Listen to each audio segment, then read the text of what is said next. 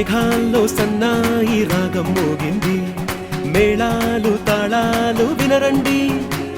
సిరికి శ్రీహరికి కళ్యాణం కానుంది, శ్రీరస్తు శుభమస్తు అనరండి.